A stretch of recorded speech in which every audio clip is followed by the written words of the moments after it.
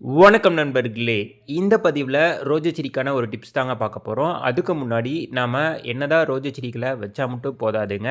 அத பராமரிக்கிறதுக்கான நடவடிக்கைகள நம்ம மேற்கொள்ளணும். முக்கியமா அதற்கு சரியான நேரத்தில உரங்கள் தரணும். அடுத்தபடியா அதற்கு நோய் தாக்குதல் இருந்தது அப்டின்னா, அத சரி செய்றதுக்கான நடவடிக்கைகள நம்ம மேற்கொள்ளணும். முக்கியமா ரோஜா செடிகள்ல நமக்கு வரக்கூடிய அந்த நோய் தாக்குதல் அப்படிங்கிறது அந்த த்ரிப்ஸ் அட்டாக் தாங்க.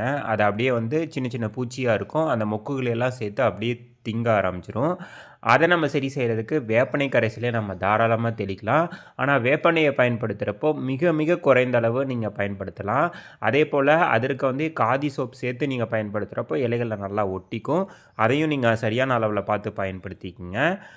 அத நீங்க பயன்படுத்திட்டு வந்தாவே உங்களுக்கு பார்த்தீங்க அப்படின்னா, அந்த மாதிரியான நோய் தாக்குதல் வராம நம்மனால தடுக்க முடியும். அது வந்ததுக்கப்புறம் நீங்க வந்து தடுக்கிறத விட, முன்னாடியே நீங்க முன்னெச்சரிக்கையா நீங்க இந்த மாதிரி தெளிச்சு விட்டுட்டீங்க அப்படின்னீங்கன்னா, உங்களுக்கு ரோஜா செடிகள்ல எந்த ஒரு நோய் தாக்குதலும் வராது. இப்போ இந்த பிக்சர்ல இருக்கிற மாதிரி உங்களுக்கு த்ரிப்ஸ் அட்டாக் வந்துருச்சு அப்படின்னா, நீங்க பார்க்கவே வேணாங்க.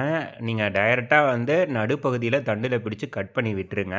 கட் பண்ணி விட்டுட்டு நீங்க ஸ்ப்ரே குடுத்துருங்க. அப்படி குடுத்தீங்கனாவே போதுங்க. மறுபடியும் வரக்கூடிய அந்த தளிர்கள் நல்லா வரும். இத நீங்க அப்படியே விட்டு வச்சிருந்தீங்க அப்படின்னீங்கன்னா, பக்கத்துல இருக்கக்கூடிய செடிகளுக்கும் அது பரவ ஆரம்பிச்சுரும். அதனால நீங்க இத கண்டிப்பா பார்த்துட்டு, அத கட் பண்ணி விட்டு, அத வந்து நீங்க அகற்றியே ஆகணும். அப்படியே செடியில விட்டு வச்சிருக்க கூடாது.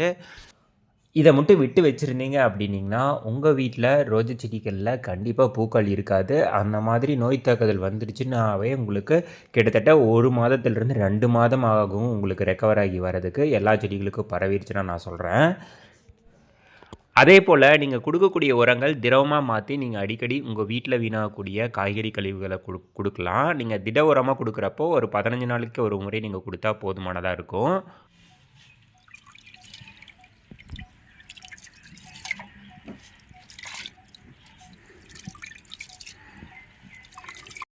இன்னைக்கு நான் என்ன எடுத்திருக்கேன் அப்படின்னா, ரேஷன் அரிசி தாங்க. அத நல்லா வந்து தண்ணீர்ல ஒரு 2 நாளைக்கு நான் ஊற வச்சிருக்கேன். நீங்க ஒரு நைட்டு ஓவர் நைட் கூட ஊற வச்சு அரைச்சுக்கலாம். அது உங்க விருப்பம். நான் ஒரு 2 நாள் ஊற வச்சுட்டு, இப்ப இத அரைக்கிறப்போ ஏன்னா நான் செக்ல அரைக்கிறேங்க. அதாவது ஆட்டுக்கல்ல. அப்படி அரைக்கிறப்போ எனக்கு ஈஸியா அர விடும் நல்லா ஊறி இருந்ததுன்னா. நீங்க மிக்ஸியில அரைக்கிறேன்னா ஒரு ஓவர் நைட் ஊற வச்சாவே நல்லா அரைச்சுக்கலாம். இந்த அரிசி மாவுல பார்த்தீங்கன்னா, எக்கச்சக்க சத்துக்கள் இருக்குதுங்க. இத நீங்க குடுத்துட்டே வந்தீங்கன்னா, நல்லாவே ஒரு மாற்றம் உங்க செடியில தெரியும். இப்ப பாருங்க, நான் ஆட்டுக்கல்ல சேர்த்துட்டு நல்லா அரைச்சுக்கிறேங்க. நான் 2 நாள் ஊற வச்சிருந்ததுனால நமக்கு நல்லா அரவிடுது.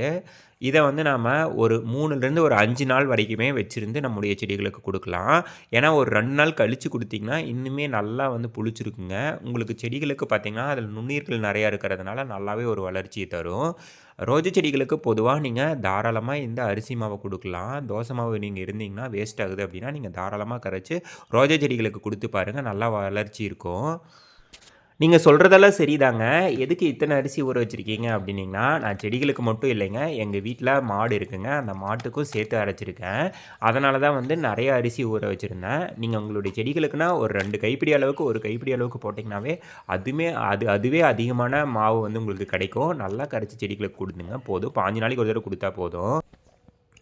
இப்போ ஒரு பக்கெட்ல நான் தண்ணீர் எடுத்துக்கிறேன். அதில இந்த அளவுக்கு இருக்கக்கூடிய அரிசி மாவ நான் கரைச்சுக்கிறேங்க. உங்களுடைய செடிகளினுடைய அளவ பொறுத்து நீங்க வந்து இன்னுமே வந்து அதிகமான அளவு தண்ணீர் எடுத்துட்டு கரைச்சுக்கலாம்.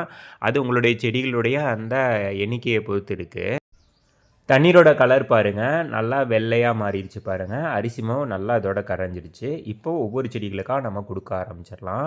1 மக் அளவுக்கு நீங்க குடுத்தீங்கனாவே போதுமானதா இருக்கும். எல்லா செடிகளுக்கும் நம்ம லைனா குடுத்துடலாம்.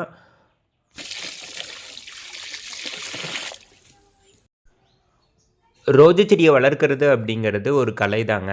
அத நம்ம பார்த்து பார்த்து வளர்த்தோம் அப்படின்னா, நமக்கு பூக்கள அது பார்த்து பார்த்து நெறையாவே குடுக்கும்.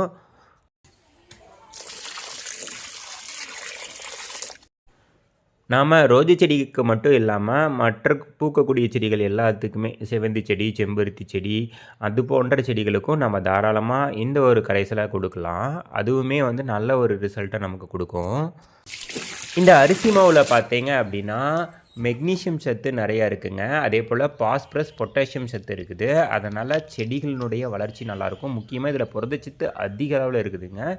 அதனால நீங்க செடிகளுக்கு குடுக்குறப்போ நல்லா புஷ்டியா, நல்லா ஹைட்டா வளர்றதுக்கும் இது வந்து நல்லா வழிவகுத்து தருது. கண்டிப்பா ட்ரை பண்ணி பாருங்க. நல்லாவே ஒரு ரிசல்ட் இருக்கும். மீண்டும் இதுபோல இன்னும் ஒரு பதிவில் சந்திப்போம். நன்றி, வணக்கம்.